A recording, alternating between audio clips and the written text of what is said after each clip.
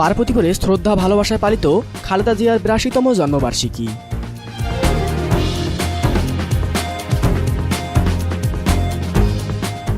আসসালামু আলাইকুম।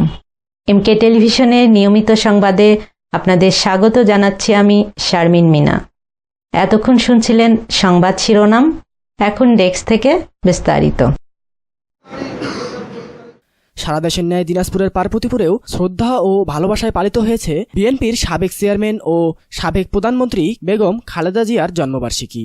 ১৫ আগস্ট শনিবার আপোষহীন নেত্রী হিসেবে পরিচিত বেগম খালেদা জিয়ার ৮২তম জন্মবার্ষিকী উপলক্ষে পার্বতীপুরে বিএনপি ও অঙ্গ সহযোগী সংগঠনের নেতাকর্মীরা বিভিন্ন কর্মসূচি পালন করেন।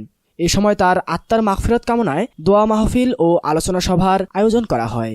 এর অংশ হিসাবে শনিবার পার্বতীপুর উপজেলা বিএনপি কার্যালয়ে আলোচনা সভা ও দোয়া মাহফিল অনুষ্ঠিত হয়। এতে বিএনপি ও অঙ্গ সহযোগী সংগঠনের নেতাকর্মী সহ বিভিন্ন শ্রেণী পেশার মানুষ অংশ নেন।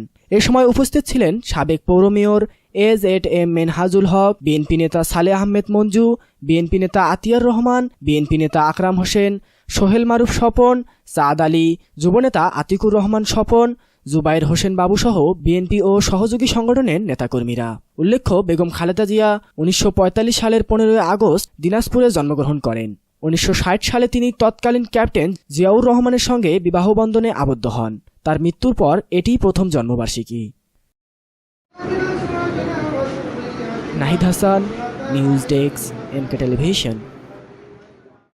শেষ করছি এমকে টেলিভিশনের নিয়মিত সংবাদ। এতক্ষণ সাথে থাকার জন্য সবাইকে অনেক অনেক ধন্যবাদ।